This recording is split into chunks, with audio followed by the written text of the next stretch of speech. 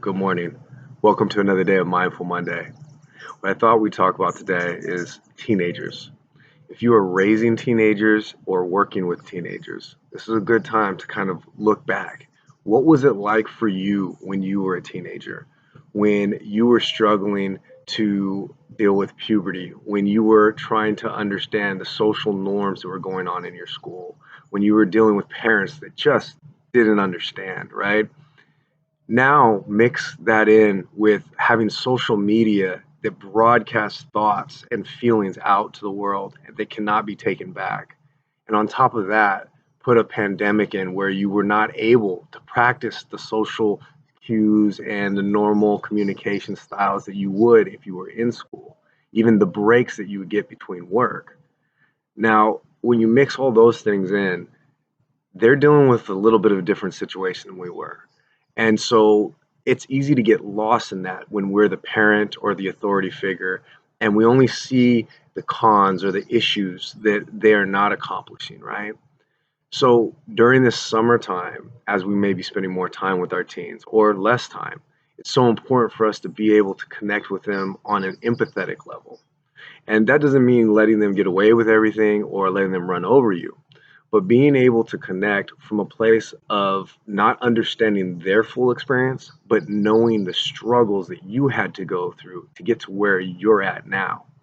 So much of the time when I'm working with teens, I find that there's a disconnect between what they perceive as their parents or their authority figures and the actual emotions and feelings that their authority figures or parents are going through. And usually it's because we don't actually talk about our insecurities or the fears that we had when we were younger. This can be a great opportunity to be able to be vulnerable with your teens and talk with them from a place of, hey, I don't know what you're going through, but I remember what I was going through. And I can only imagine what you're going through now. And creating that space for them to talk about, maybe it's fear of getting their first job, maybe it's a lack of understanding of what a relationship might look like, a healthy relationship, going to college, right?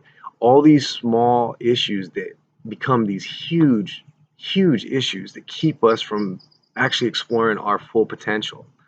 So, with your teens, one of the phrases I want you to think about this week is I can empathize with your situation. Not telling them what they should do or shouldn't do, not putting blame, judgment, guilt, or this is what I would do, but just being able to say, I empathize with your situation. That is a message in saying that I don't fully understand what you're going through, but the feelings I can connect with. And if you start off from this place, then maybe you can start to cultivate that new relationship with your teenager who's learning how to adult. The second piece that I'd like you to look at is anything that you see as their weakness or the thing they get in trouble with, it might actually be their strength. So looking at it as a way of how do I cultivate their strengths versus tear down the things that I think aren't appropriate.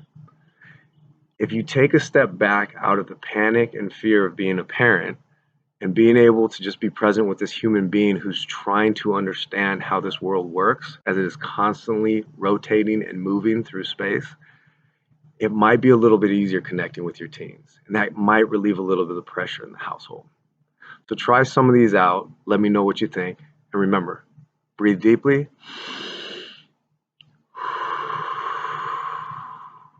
Live fully. Have a great week.